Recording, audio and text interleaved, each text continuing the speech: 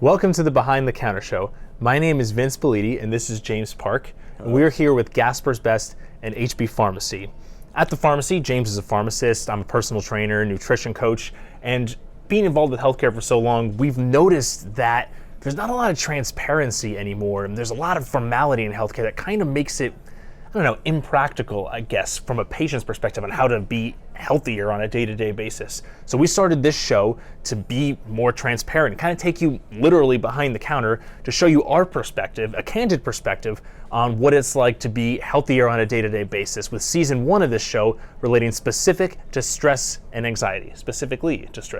I already messed up and it's episode 1. That is not a good sign, but we will persevere. Anyway, we are coming here today and we figured for this first episode we would talk about some myths and misconceptions about stress and anxiety at a high level, if you will. Kind of get some clarity on that. And honestly, some of this stuff was a little bit new to me and interesting to me as well, you know? So, James, to get us started off here, what exactly is stress and why do we care about it? We say it all the time. Yeah. I'm stressed out. I'm so stressed. It's almost, probably if you're out there, whoever's watching the show, almost every one of you probably say that almost every single day. Yeah. Stress can be many different things. As a physical coach here, that you can probably relate it as more sure, physical form of lifting stress, weights is stress right? too, even, yeah. A lot of times we're talking about mental stress. Sure. It's stress is more of that. I don't really think I have to define stress. I think we all know what stress is. However, what I like to emphasize actually today is more about why is stress bad for your body specifically. We know stress is bad, but why? In actual physiological form. So when you are stressed out with the mental stress, you have your body goes into that fight or flight response. Mm-hmm. That's pretty commonly known, right? A lot of times that there is that cortisol level that creeps up and up and up, other than the adrenaline, which is we're all familiar with, right? Cortisol level also creeps up and up and up and up in order to fight against, I guess, a stressor. Mental stressor, I guess. Mm-hmm.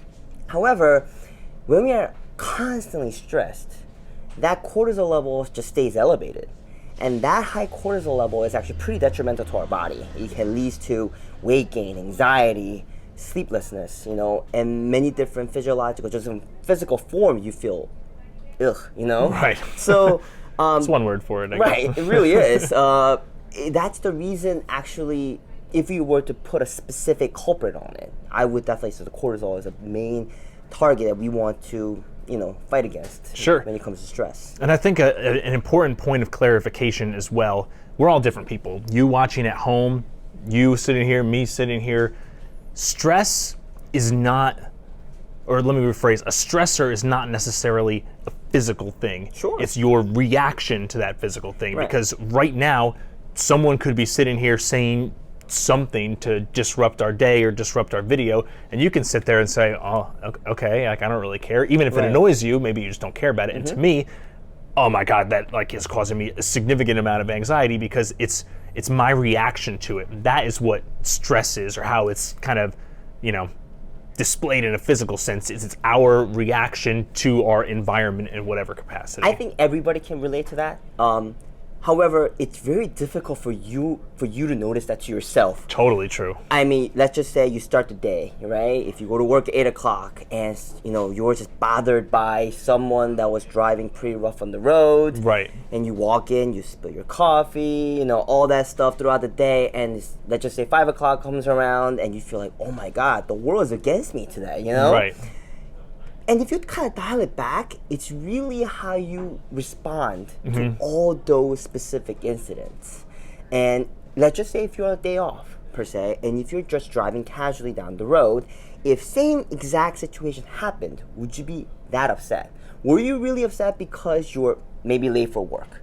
Maybe you had a long day in front of you, or we're just plain Monday, right? Right. So it's that response that what we are trying to, you have to try to think about, because not all stress are equal. Sure. And everybody reacts differently.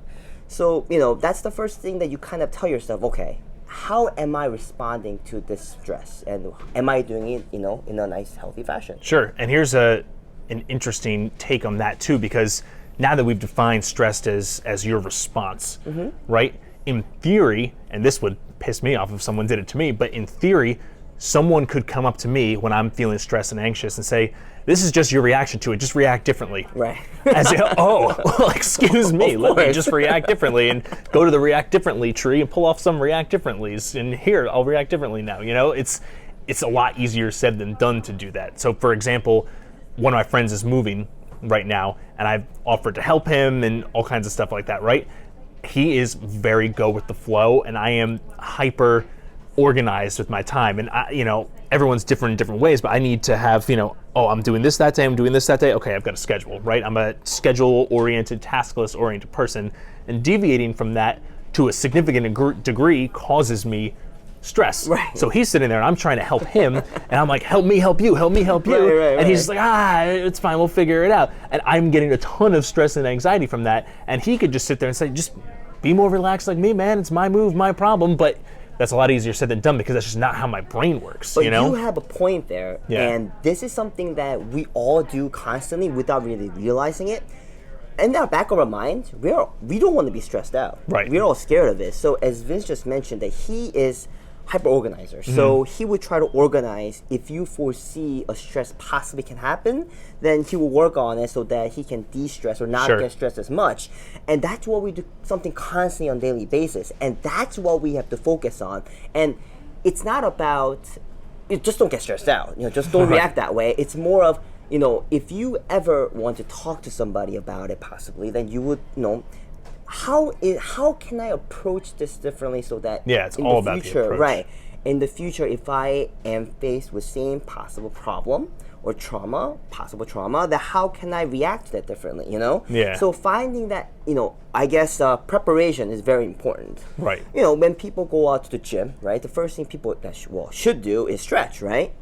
Yeah. And a lot of our stress that we go through, Story checks out. Right. A lot of story that we do every single day here. All the stress that we get, we can actually prepare for it. Sure. We just have to take time to find that moment. And we would love to discuss with you guys as well. So definitely, leave some I think the way I look at it too, and it's almost like the easy way out is never the best way out, Absolutely. Like even here as, a pharmacist, or we recommend products that are great for helping to manage stress and anxiety. However, if you don't change your approach or aren't self-aware or understand the circumstances and say, hey, I know I'm going to get stressed out in these situations, so I'm going to plan around that and try to organize myself as best I can, blah, blah, blah, or whatever it is, depending on your stressor, that is maybe the harder solution. It takes more work and it takes a little reflection, but that is ultimately the best solution more than any product. Even a lot of the ones that we recommend can help you cope with it for sure, but ultimately you've got to make the effort to learn for yourself how you're stressed,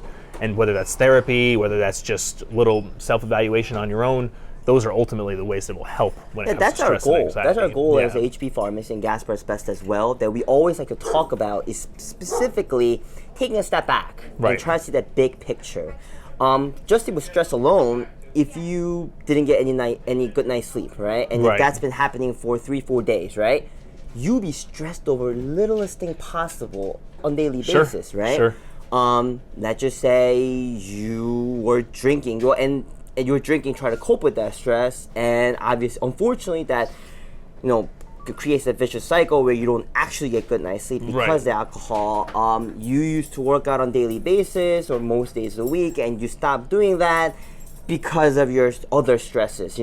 So we have to. Sometimes that simple correction and that one little tick somewhere that can also create a positive cycle.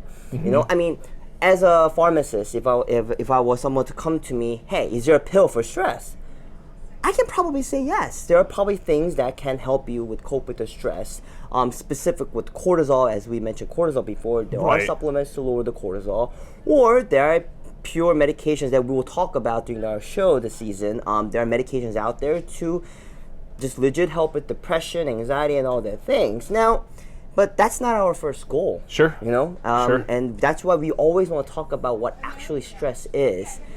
That's not, when we don't really want to try to give out more of the pharmacological option first. Let's just having this conversation sometimes make us feel a lot better as well. I totally agree with that. Yeah, Sometimes absolutely. just talking it out, and everyone varies, but for me, talking it out helps. Now, to dial it back a second too, what's your take on this? So I am a type A person. So I feel a lot of times, like whether it was years ago when I was back in college or even, in the working world now, I feel like sometimes when I have a bunch of stuff on my plate or when I have a little bit of pressure, I'm at my best and I'm kind of, firing on all cylinders mentally and I'm working well. And there are times when I feel the opposite, when I've got nothing going on, I feel lethargic or lazy. So in theory, that's stress, right? So is there a sweet spot where, varying person to person, obviously, but is there a sweet spot for each person individually where you are at your best in terms of receiving stress, if you will? I think that's a very controversial topic, actually, right? Because some won't believe in such thing as sweet spot in stress. Some people would just say, well, stress just is bad, you know? And I guess scientifically, it kind of makes sense just to brand it as a bad thing. However, there is also a different literature possibly saying, let's just say if you exercise, if you give your body some stress, right, by working out, right, 30 minutes, most days a week, that actually will physiologically lower your cortisol level at night. So in that sense, I guess that was a good stress, right? Sure. So it's depending on how we approach it. Right. And what you mentioned right there as well, as we go back to what we said, it's about perception. The fact that nothing is there kind of stresses you out a little bit. Yeah, true. It's about the perception of that. Sometimes I think lately, especially how everything is moving so quickly, we're addicted to stress sometimes. That's how I feel totally like as feel well. Like that too. Yeah. And some people, I definitely have known some friends who cope with stress by adding different type of work, and just adding on and piling on. And the same thing happened here. We do it all the time as well. Sure. We come up with one project. While we're pushing the one project, we add, this is a good idea too. We throw another, and all of a sudden we have 10,000 things that we're doing at at one point, right? Right. And again, with that sweet spot in physiological sense, I do, up to a point, I do agree with there is a possibility on that. Sure. But I think the focus we're trying to make overall is that let's try to approach, even if it's specific stress, from different angle. Right. Put yourself as a third person and try to approach it a little differently so that Right. we can figure out a different way of dealing with it. I guess it depends on how you define it too, right? Yeah. Let's call it a goal or a task, is that a motivator or a stressor?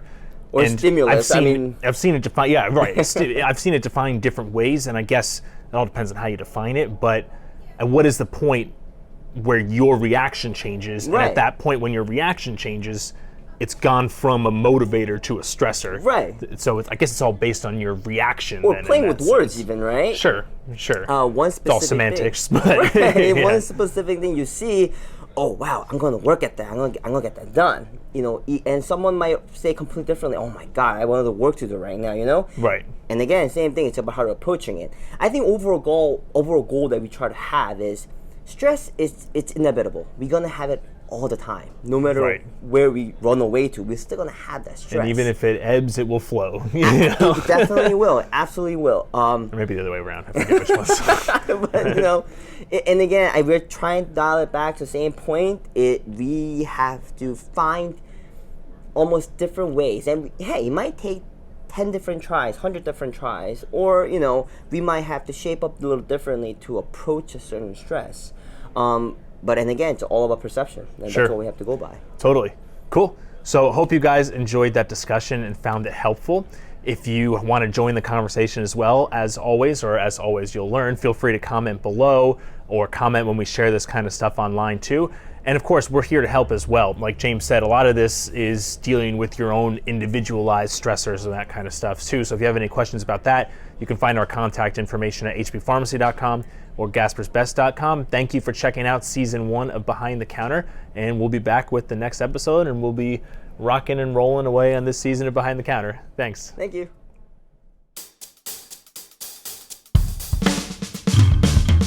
Try to use some upbeat music in the morning. Those who don't know, Juno's a big singer. Not a good one, a big one. I beg to differ. But something like that, instead of that same alarm sound, try to maybe, we have our radios that are out there that turns on music, and that can be also a good way of waking up.